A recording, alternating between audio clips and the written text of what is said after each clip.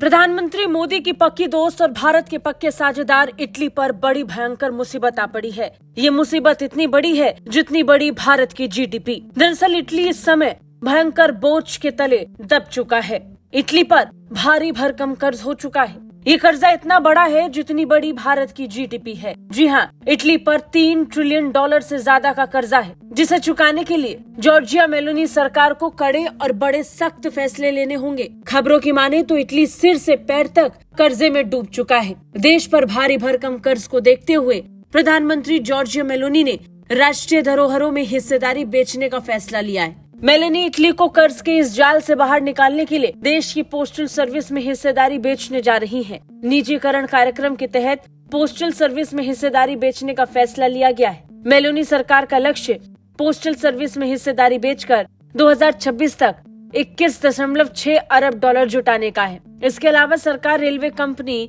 फेरोवी डेलो स्टाटो और ऊर्जा सेक्टर की कंपनी ENI में भी अपनी हिस्सेदारी बेचेगी।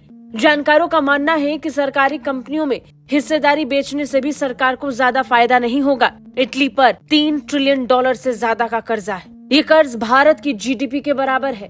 भारत की जीडीपी अभी $3.18 ट्रिलियन है। वहीं देश पर बढ़ते कर्ज को लेकर इटली के प्रधानमंत्री जॉर्जिया मेलोनी का कहना है कि हम सरकारी कंपनियों में अपनी कुछ हिस्सेदारी बेच सकते हैं। हालांकि पोस्टल सर्विस में हिस्सेदारी बेचने का मेलोनी का ये फैसला 2018 के उनके बयान से उलट है।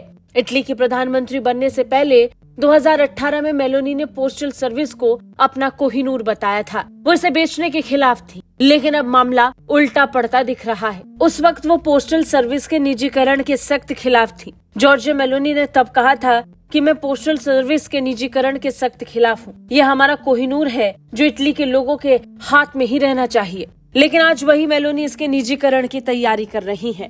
बता दें, मेलोनी सरकार की पोस्टल सर्विस में 51% की हिस्सेदारी रखने की योजना थी, लेकिन वित्त मंत्री जॉर्जेटी ने ये कह दिया है कि वो पोस्टल सर्विस में अपनी हिस्सेदारी घटाकर 35% करने का फैसला कर रहे हैं। यानी कर्ज के लिहाज से इटली इस समय बुरे दौर से गुजर रहा है। इतना कि उस पर भारत की जीडीपी के बराबर और खुद की जीडीपी से ज्यादा कर्जा हो गया है। ब्यूरो रिपोर्ट, भारत तक।